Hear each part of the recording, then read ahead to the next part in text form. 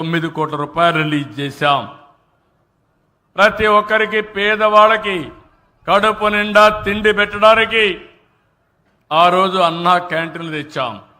ఈరోజు మీరు గుర్తుపెట్టుకోవాలి, మన నాయకుడు ఎన్టీ రామారావు గారు మొట్టమొదటిసారిగా టీటీడీలో అన్నదాన కార్యక్రమాన్ని ప్రారంభించారు.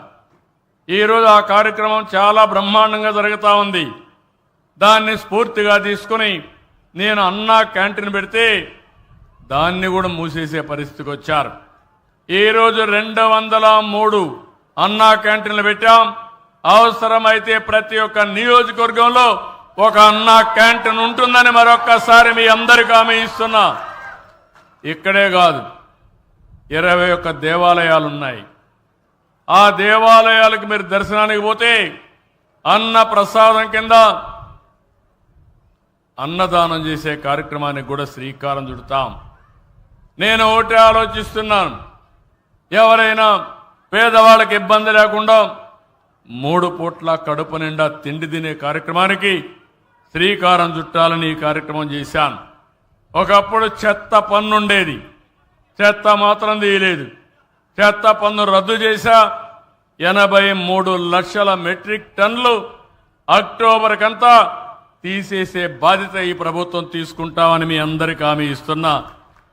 ధాన్యం రైతులకు ఇబ్బందులు వచ్చాయి. 1674 కోట్ల రూపాయలు రిలీజ్ చేయాలి. నేను వస్తానని రిలీజ్ చేశాను. ఈ మధ్య కాలంలో 48 గంటల్లో డబ్బులు కూడా ఇచ్చాం. ఇప్పుడు ఎక్కువ ప్రొక్యూర్ చేయాల్సి వచ్చింది, అవి కూడా చేశాం. వారికి కూడా తొందరలో వాళ్ళ అకౌంట్లో డబ్బులు వేస్తానని మీ అందరికీ హామీ ఇస్తున్నా. ఇది కాకుండా ఇంకొక పక్కన మీరు చూస్తే పంచాయతీలకి 990 కోట్ల రూపాయలు బకాయిలు పెట్టి వెళ్ళిపోయారు. దానివల్ల ఫైనాన్స్ కమిషన్ కూడా డబ్బులు ఇవ్వలేదు.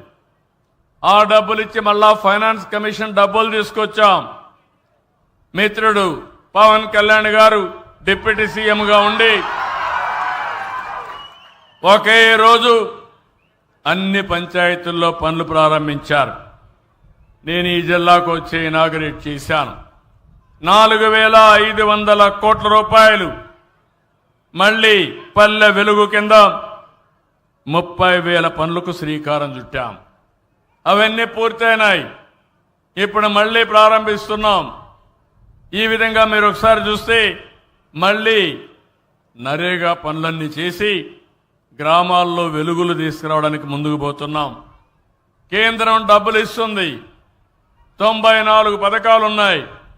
అన్నీ కూడా వాళ్ళు ఇచ్చిన డబ్బులు డైవర్ట్ చేసి రాష్ట్రాన్ని బ్లాక్ లిస్టులో పెట్టే పరిస్థితికి వచ్చారు. మన దగ్గరుండే డబ్బులు, కేంద్రం ఇచ్చే డబ్బులు మనం ఉపయోగించుకొని ముందుకు పోవాలి. అవన్నీ కూడా మళ్ళా వీళ్ళు డైవర్ట్ చేసిన డబ్బులు, దుర్వినియోగం చేసిన డబ్బులు కట్టి 77 పథకాల్ని పునరుద్ధరించాం. ఇంకో పక్కన మీరు ఒకసారి చూస్తే వెనుకబడిన వర్గాల కోసం పనిచేసే పార్టీ తెలుగుదేశం పార్టీ మొన్న బడ్జెట్లో 47,456 కోట్ల రూపాయలు వెనుకబడిన వర్గాలకు పెట్టబోతున్నామని చెప్పి కూడా నేను మీకు హామీ ఇస్తున్నా. నాయి బ్రాహ్మణులకి 25,000కు పెంచాం. చేనేతలకి జీఎస్టీ వేశాం. పవర్ లూమ్స్కి, హ్యాండ్లూమ్స్కి 200 యూనిట్లు ఉచితంగా కరెంట్ ఇస్తున్నాం. కడాన గీత కార్మికులకి మొట్టమొదటిసారిగా చరిత్రలో 10% మద్యం షాపుల్లో రిజర్వేషన్లు పెట్టిన ఏకైక పార్టీ. అది కూడా వాళ్ళు కట్టే డబ్బులు 50% తగ్గించి వాళ్ళకి ఇచ్చానంటే బీసీల అభ్యుదయం కోసం వాళ్ళు బాగుపడాలని చెప్పి ఇచ్చామని చెప్పి కూడా నేను మీకు తెలియజేస్తున్నాను. ఇది కాకుండా స్వర్ణకారుల కోసం కార్పొరేషన్ పెట్టాం. ఇక్కడ ఒకటి ఎమ్మెల్యే గారు చెప్తున్నా, మీకు కూడా చెప్తున్నా, షెడ్యూల్ కులాల కోసం మాలా, మాదిగా, రెల్లి అందరికి హామీ ఇస్తున్నా. అదే మరి గిరిజనులకు హామీ ఇస్తున్నా. మీ ఇంటి పైన సోలార్ పెట్టుకోండి, రూఫ్ టాప్ ఉంటే పెట్టుకోండి. మీరు ఒక్క పైసా ఇవ్వక్కర్లేదు, మేమే ఖర్చు పెడతాం. ఉచితంగా మీకు కరెంట్ ఇచ్చే బాధ్యత నేను తీసుకుంటానని హామీ ఇస్తున్నా. మీరు వాడుకొని మిగిలిన కరెంటు వస్తే చెప్పండి, ఆ కరెంటుకు కూడా డబ్బులు ఇప్పిస్తా. అంటే ఒక్కొక్క యూనిట్కి ₹2.8 చొప్పున తిరిగి మీ అకౌంట్లో డబ్బులు వేసే బాధ్యత నాది. ఒకప్పుడు ఎండ లేనప్పుడు కరెంటు రాదు, రానప్పుడు గవర్నమెంట్ ఇస్తాం. మీరు బాగా ఎండున్నప్పుడు కరెంటు వస్తుంది, దాన్ని మళ్ళా డిపార్ట్మెంట్కి ఇస్తే స్వాపింగ్ కూడా చేస్తామని చెప్పి నేను మీకు తెలియజేస్తున్నా. బీసీలందరికీ హామీ ఇస్తున్నాం.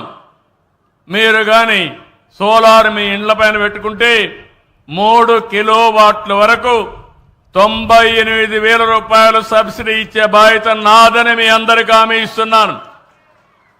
అగ్రవర్ణాలకు హామీ ఇస్తున్నాం. మీరు కూడా సోలార్ పెట్టుకోండి. ₹78,000 3 కిలోవాట్లకి సబ్సిడీ ఇస్తాం. దీనివల్ల